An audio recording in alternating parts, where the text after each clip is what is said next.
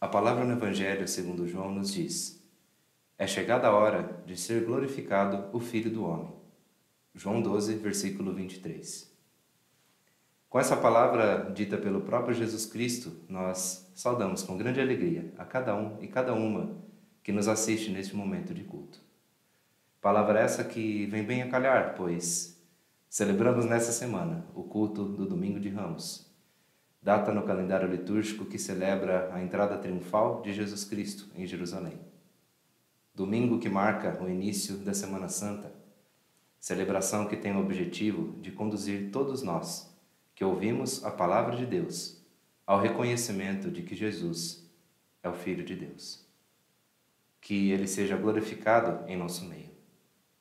E é para a honra e glória de Deus em Jesus Cristo é que louvamos, adoramos e ouvimos a palavra da Sagrada Escritura neste culto que celebramos em nome do nosso Trino Deus, que é Pai, Filho e Espírito Santo.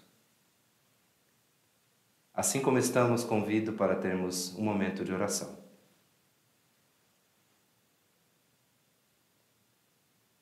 Pai amado, agradecemos a Ti por mais uma oportunidade de servir a Ti por meio deste culto. Colocamos-nos diante de Ti, para que o Senhor nos capacite a oferecer um culto que seja agradável a Ti.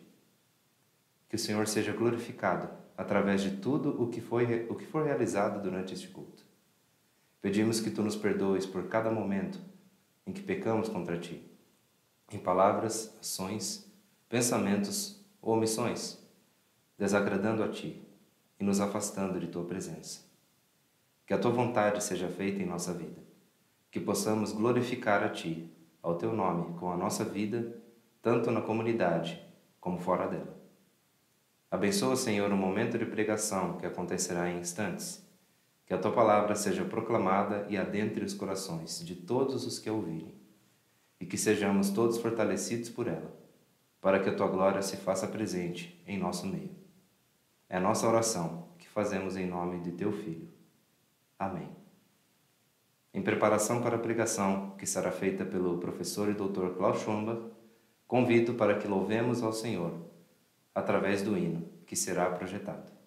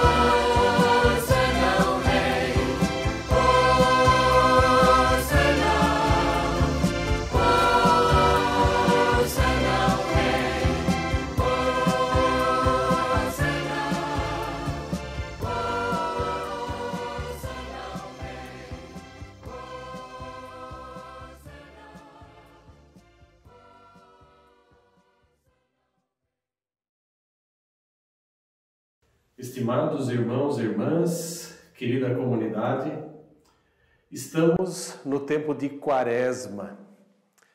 Somos inundados por textos bíblicos que tratam da paixão e morte de Jesus. E somos, nesse período, convidados o tempo todo para pararmos, nos aquietarmos e refletirmos sobre o significado daquilo que acontece com Jesus para conosco. Esse é o sentido do tempo de Quaresma.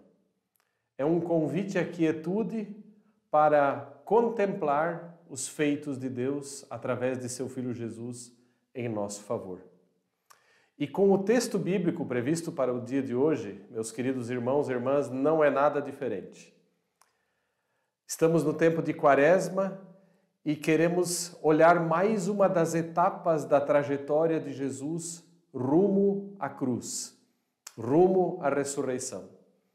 E eu convido vocês a lerem comigo o texto de Marcos, capítulo 11, os versículos de 1 a 11. Abra sua Bíblia lá no Evangelho de Marcos, capítulo 11, os versículos 1 a 11. Eu passo a ler esse texto na versão de Almeida.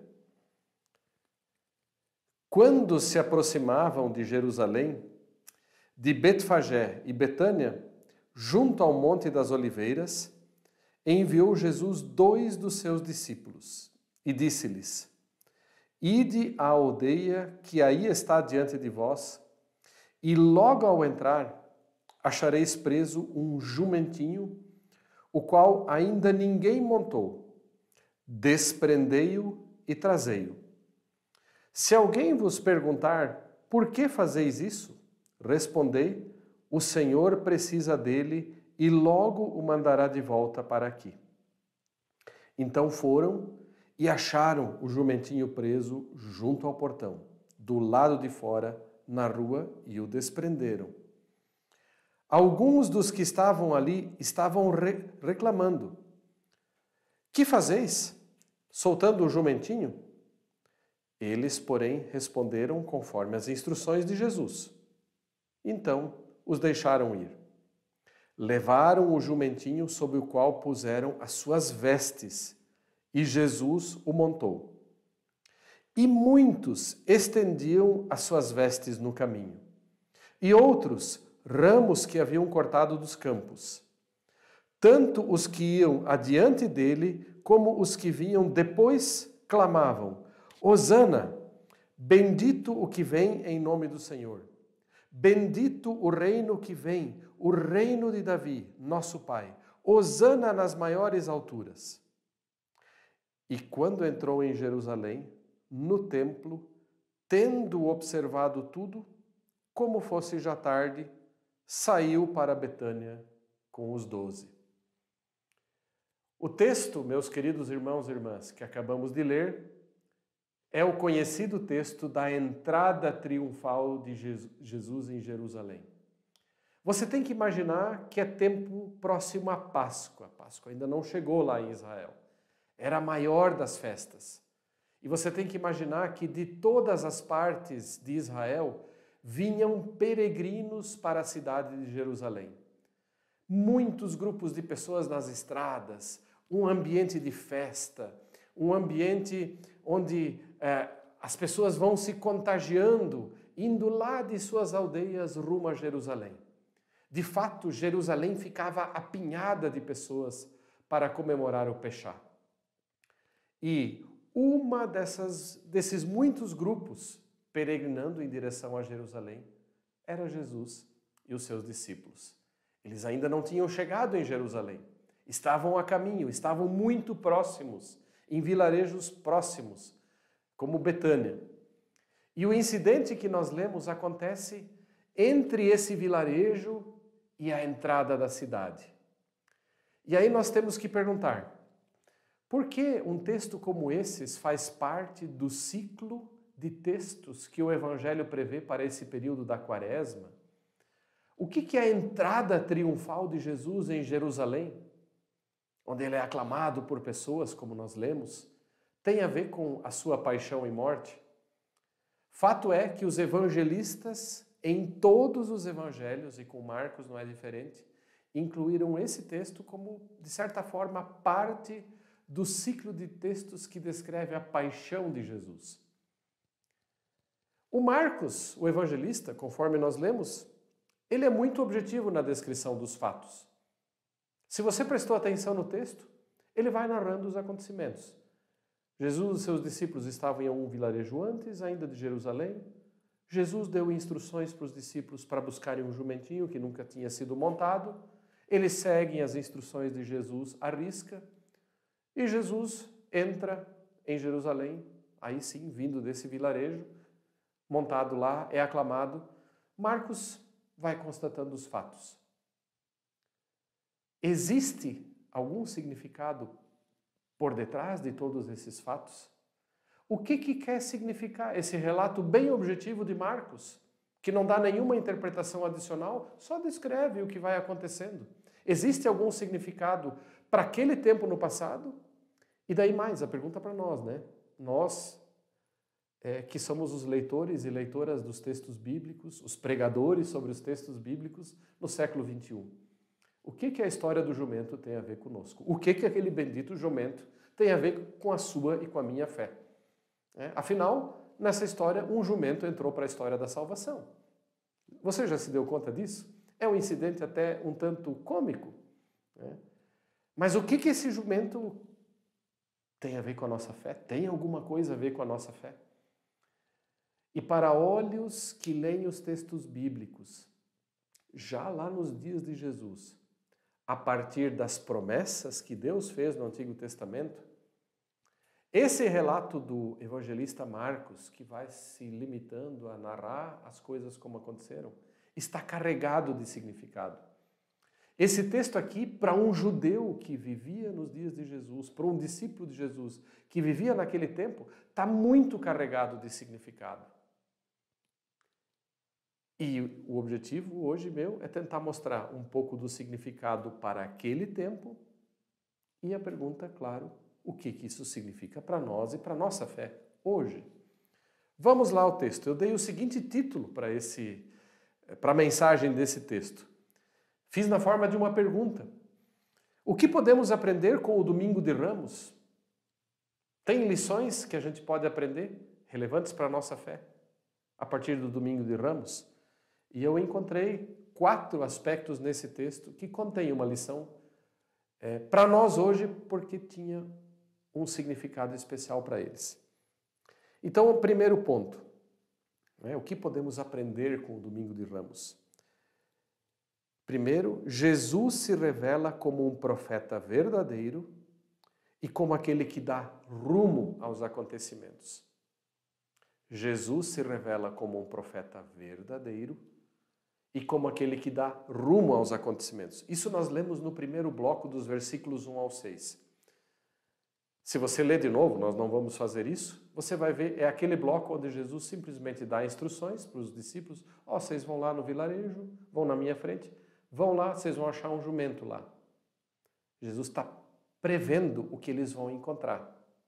Ele está anunciando o que está no futuro imediato à frente. Vocês vão entrar lá no vilarejo, vocês vão encontrar lá um jumentinho que ninguém montou. Vocês vão pegar, desamarrar e trazer. Mas, se alguém perguntar, se alguém questionar, vocês só dizem, o Senhor precisa dele, e vai devolver logo.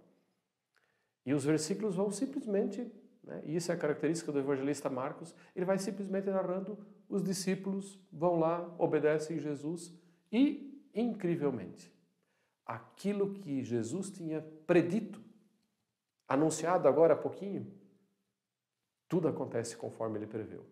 Eles entram no vilarejo e dão de cara com o jumentinho que nunca foi montado por ninguém, amarrado lá.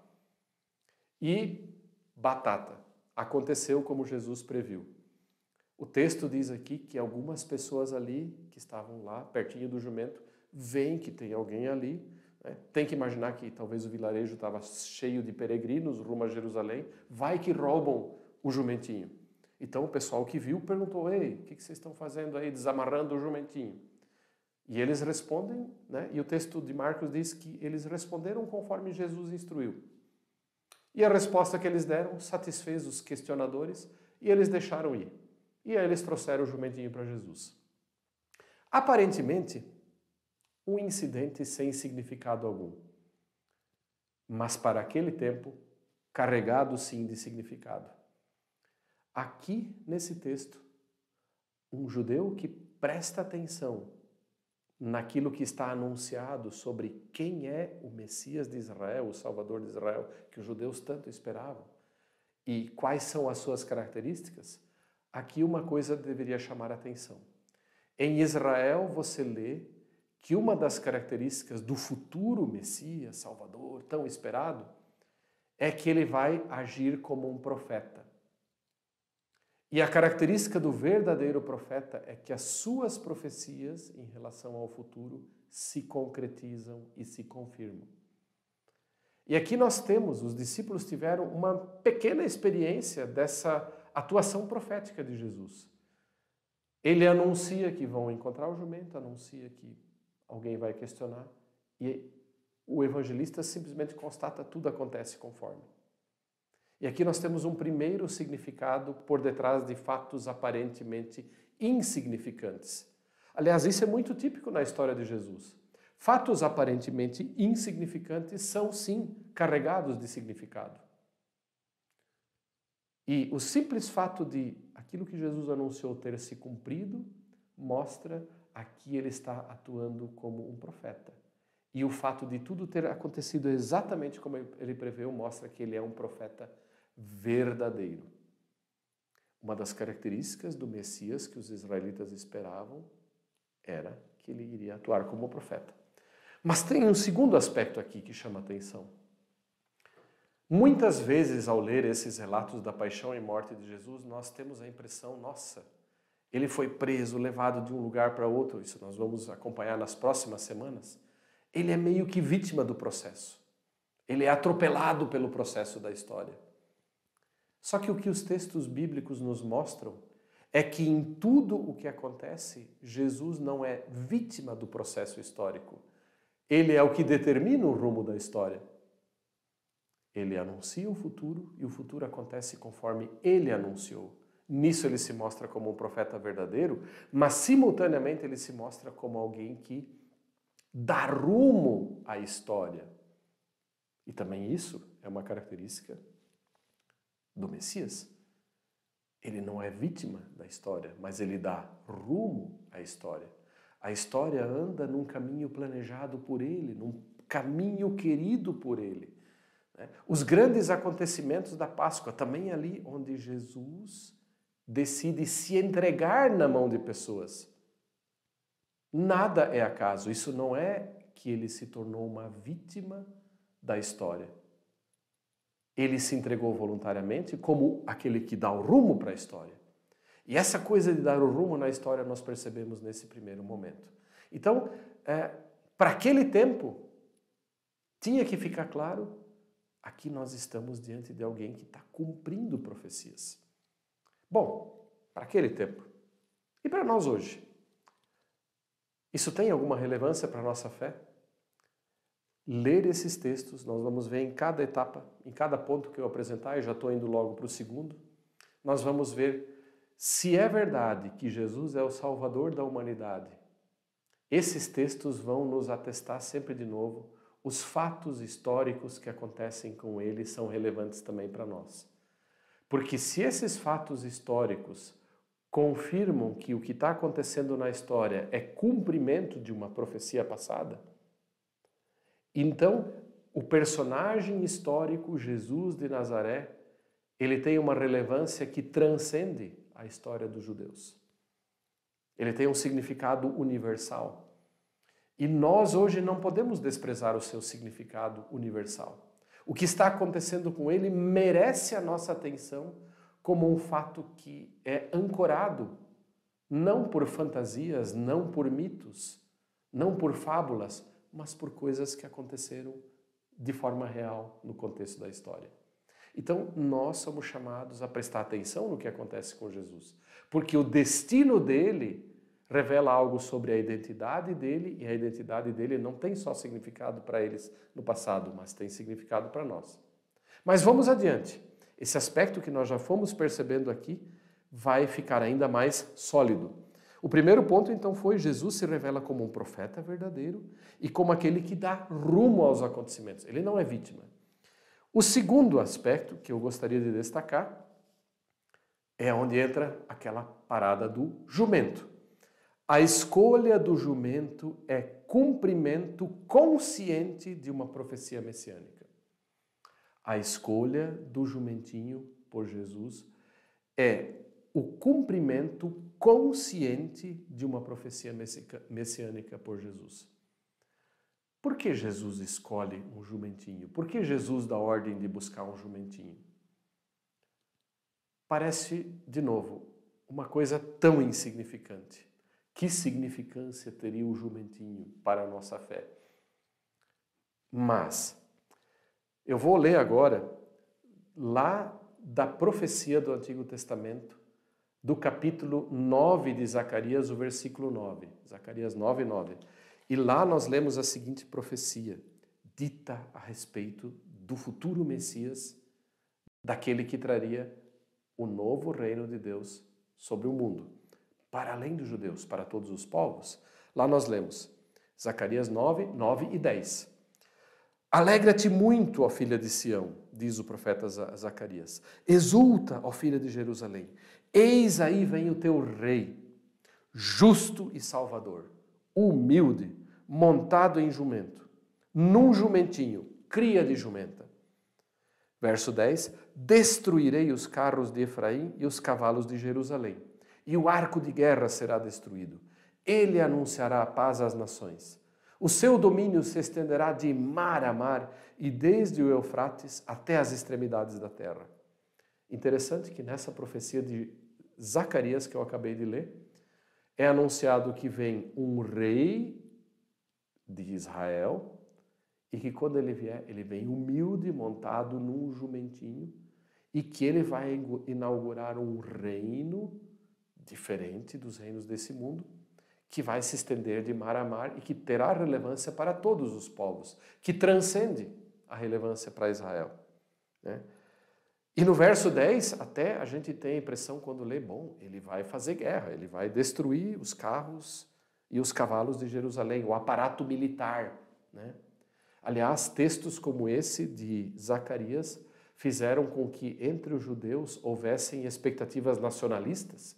Ah, o nosso Messias, quando vier, ele vai ter um aparato militar.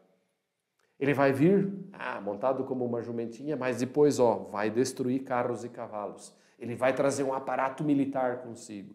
Ele vai estabelecer o seu domínio, o seu reino, pela força militar. Muitos judeus, lendo profecias como essa, alimentaram expectativas nacionalistas, alimentaram a expectativa de que quando o seu Messias vier, ele vai ser um tipo de libertador político, nacionalista, vai libertá-los da opressão debaixo do Império Romano.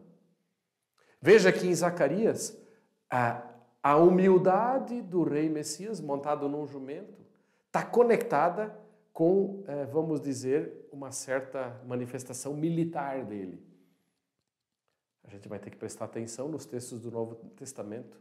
Se Jesus cumpre todos esses aspectos que estão aqui na profecia de Zacarias ao mesmo tempo.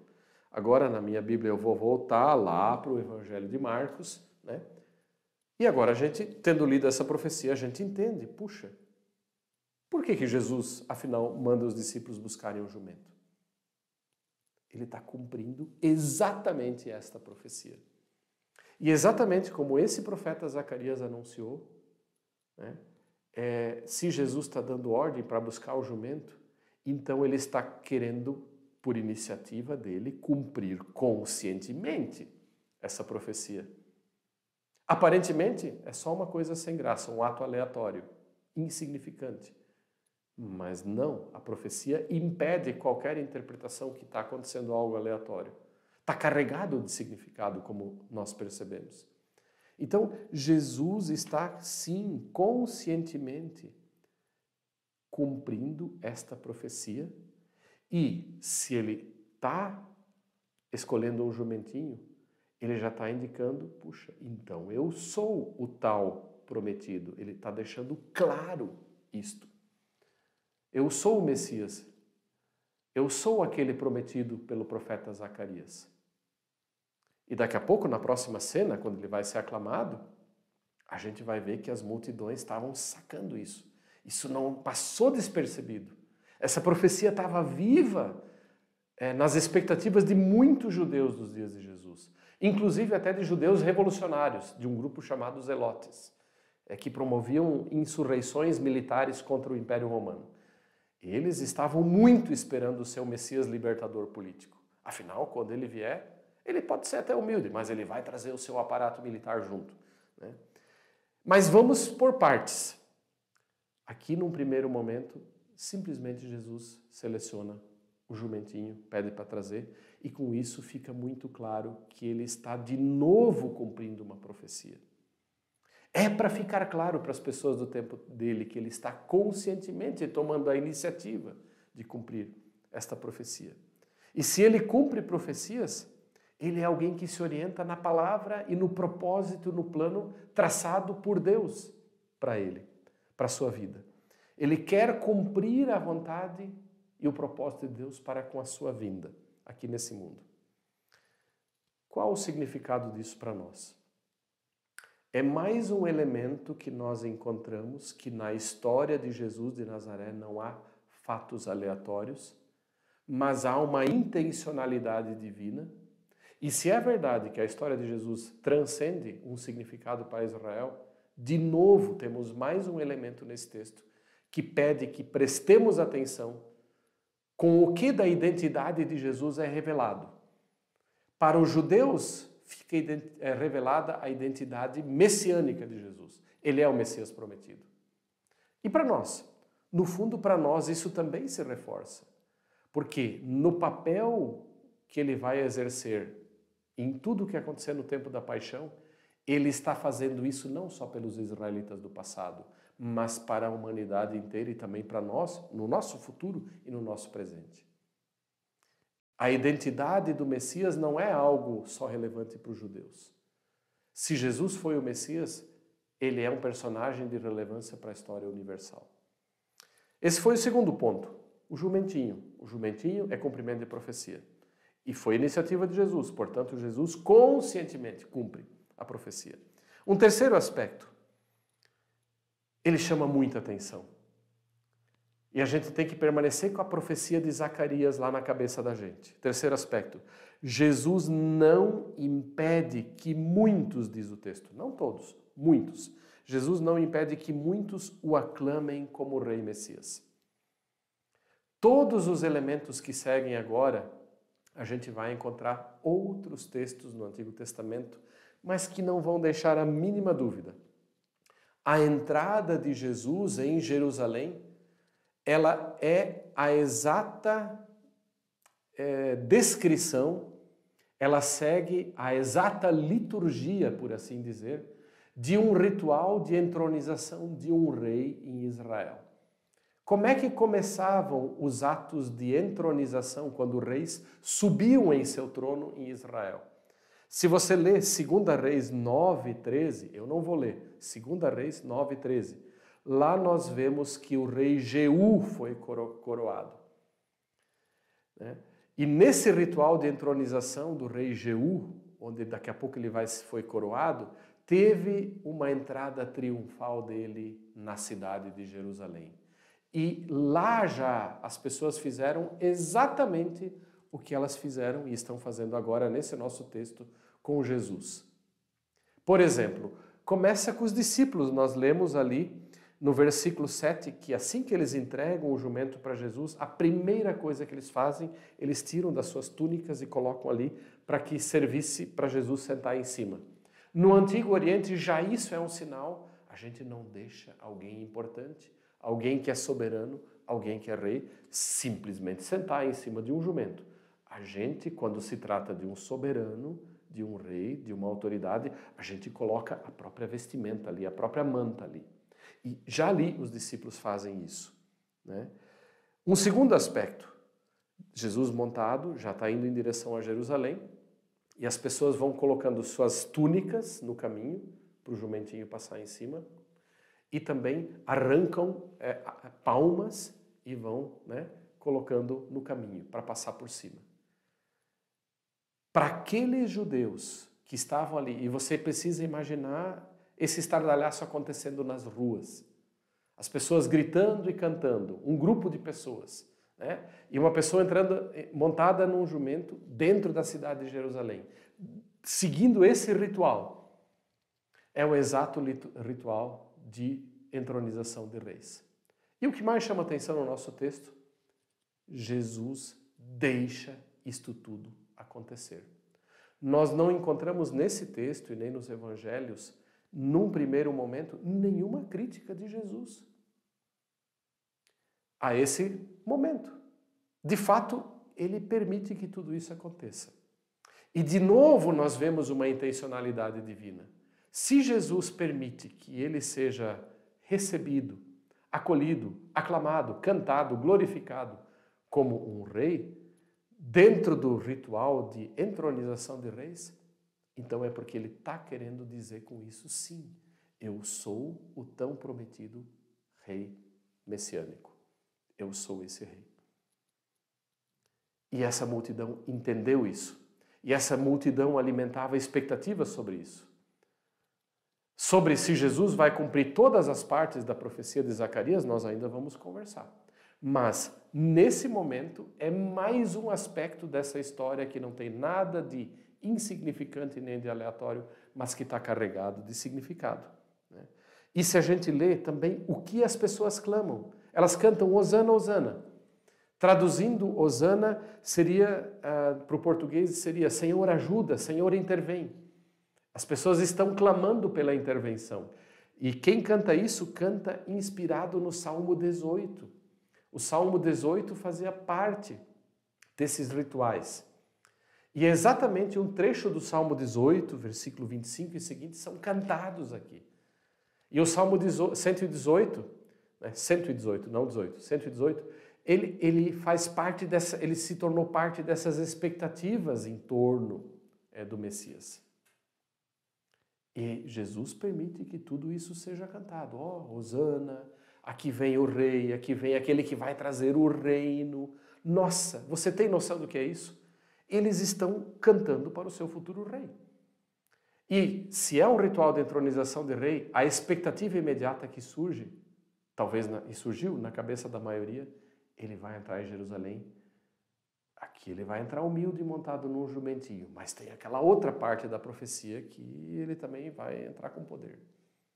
E provavelmente boa parte dos judeus que agora cantaram Hosana, Hosana, aqui vem o nosso rei, Hosana, Hosana, ele vai trazendo o reino de Davi.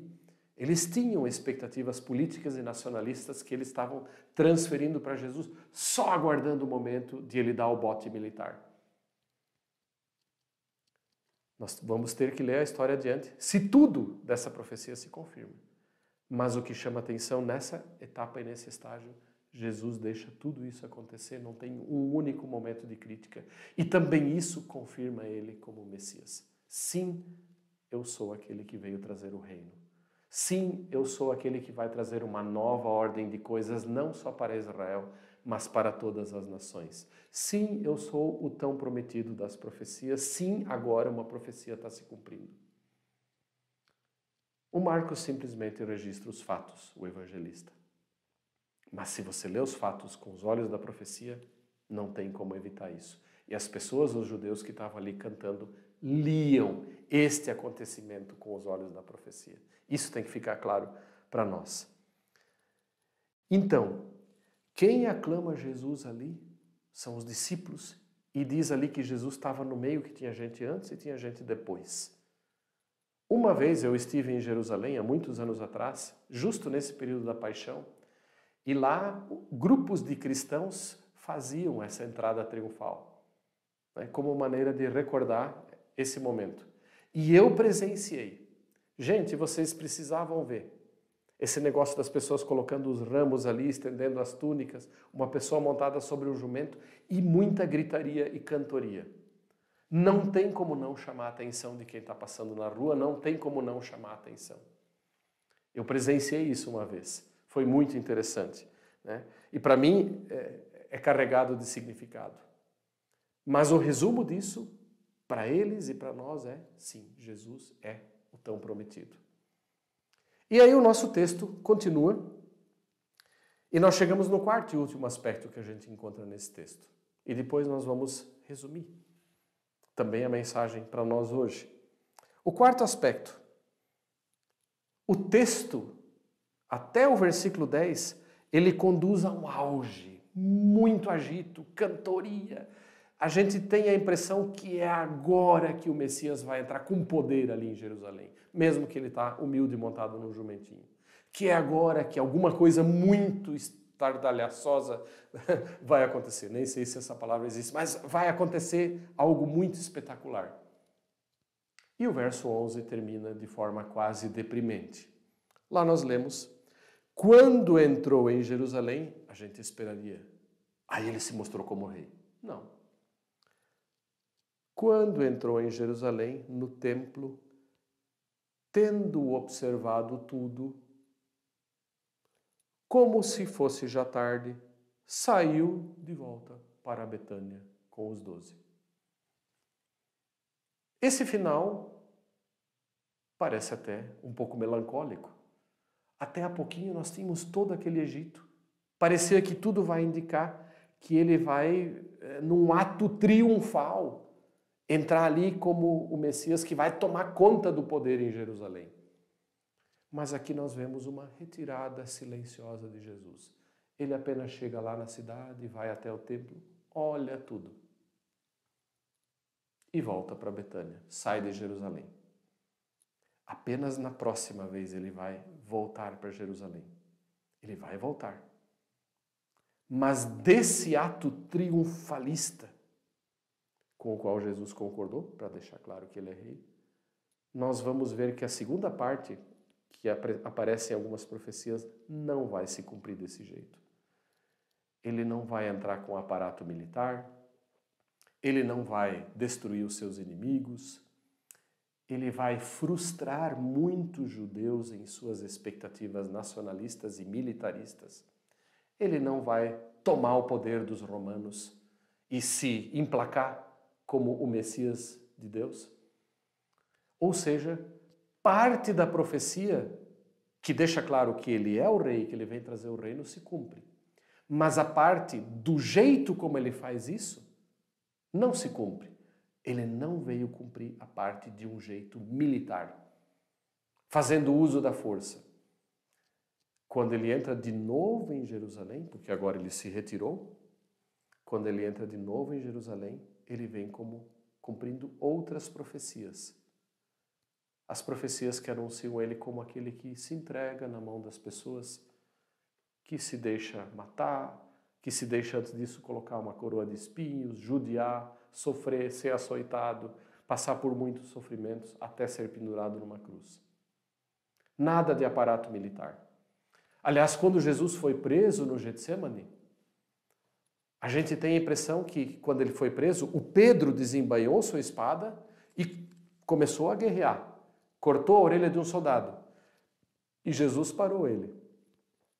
Provavelmente até o Pedro e até os discípulos, no fundo, todos aqueles que talvez aclamaram, Hosana, Hosana, aqui está o nosso rei, alimentavam a expectativa de que agora ele iria tomar conta do poder. E foi um trabalho para Jesus mostrar, sim, eu sou o Messias, mas o jeito como eu faço as coisas e cumpro as profecias é bem diferente dessas expectativas nacionalistas e militaristas de vocês. Agora eu vim para me entregar. E o meu reinado, ele é real. E se você acompanhar os evangelhos, isso vai ficar mais claro nas próximas semanas, você vai ver, sim, puxa, todo o ritual da Páscoa é um grande ritual de entronização, mas bem diferente do que a gente imagina. Ele entra triunfalmente como rei, sim, e ele deixa isso acontecer. Isso nós lemos no nosso texto. Jesus não critica. Eu sou rei, sim. Só que na hora de mostrar poder militar, tudo vem do contrário. Como é que esse rei é coroado? Ele foi coroado? Sim. O ritual de entronização teve continuidade. Esse ato aqui da entrada triunfal de Jerusalém teve continuidade. Jesus foi coroado, mas foi um coroamento bem diferente. Ele carregou uma coroa bem diferente dos reis e poderosos desse mundo. Ele também subiu no seu trono,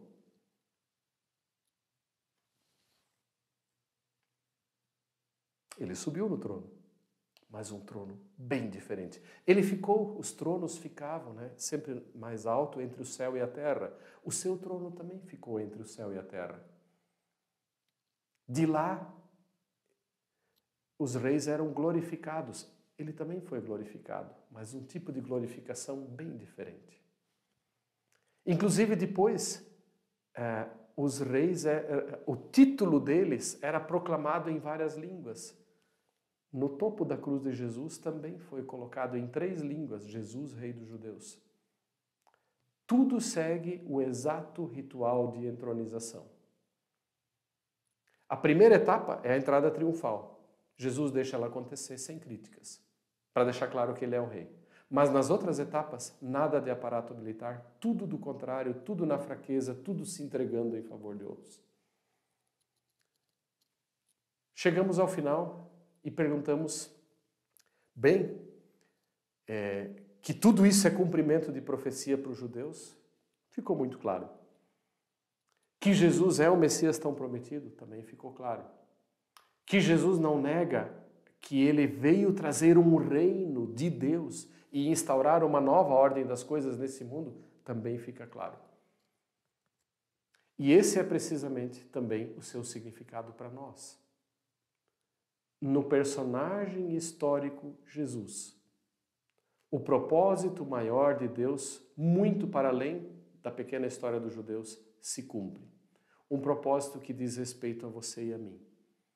E se aqui está falando que ele entra como o rei que veio trazer um reino, um novo estado de coisas, isso significa que se nós queremos fazer parte de um novo estado de coisas, inaugurado por Jesus de Nazaré, nós precisamos crer e conhecer nele. Crer nele e conhecê-lo. Viver num relacionamento dele. Ele trouxe um reino, bem diferente dos reinos e poderes desse mundo. Ele tem súditos? Sim, ele tem súditos. Pessoas que nele creem, no passado e no presente. Ele quer convidar pessoas que, junto com os israelitas que clamam Hosana, Hosana, esse é o nosso rei. Ele quer convidar ainda hoje pessoas que aclamem ele como rei sobre suas vidas? Sim. Esse momento da história da paixão é um convite para que você o aclame como rei em sua vida. Para que você reconheça que ele trouxe sim uma nova ordem de coisas, um reino. Que eu e você teremos que aprender é muito diferente dos reinos desse mundo. Mas ele trouxe o reino. E nesse texto de hoje nós somos convidados a perceber que ele trouxe esse reino. Ele é o tão esperado. Ele é aquele cuja identidade é de ser salvador do mundo. E a sua identidade tem significado para você e para mim. Ela é um convite para crermos. Ela é um convite para, junto com os antigos israelitas, entoarmos esse hino Hosana, Senhor. Intervém, Senhor. Ouve nossas orações. Invade a nossa vida. Faça a diferença. É um convite para que também nós participemos de uma forma não triunfalista e não militarista dos louvores e da exaltação de Jesus como Rei. Para finalizar, esse aspecto do caráter não militarista como Jesus cumpre suas profecias, né? Ele cumpre como servo que sofre e não como o soberano militar que destrói os inimigos. Esse aspecto também é relevante para os nossos dias de polarização político-ideológica. Nós tendemos muitas vezes a confundir muito rápido religião com pleitos messiânicos. O messianismo político é muito rápido em nosso país misturado com o messianismo religioso. Nós temos uma facilidade como brasileiros de atribuir a líderes, não importa se de esquerda ou de direita, atribuições messiânicas. O texto de hoje mostra que o único Messias verdadeiro no qual os cristãos creem e aqueles que eles aclamam como rei, que você e eu somos convidados a aclamar como rei, é o Messias Jesus. Se nós aclamamos o Rei Jesus como o Rei da nossa vida e o seu reino como aquele reino dentro do qual nós queremos viver, nós vamos ser automaticamente críticos a todo tipo de pleitos de pessoas e messiases políticos dos nossos dias. Nós seremos alérgicos a qualquer forma de messianismo político, a qualquer uso da religião para fins políticos. Justamente esse texto mostra que Jesus não veio viver o seu reino de forma militar, impondo a coisa. Ele é rei sim, mas um rei diferente.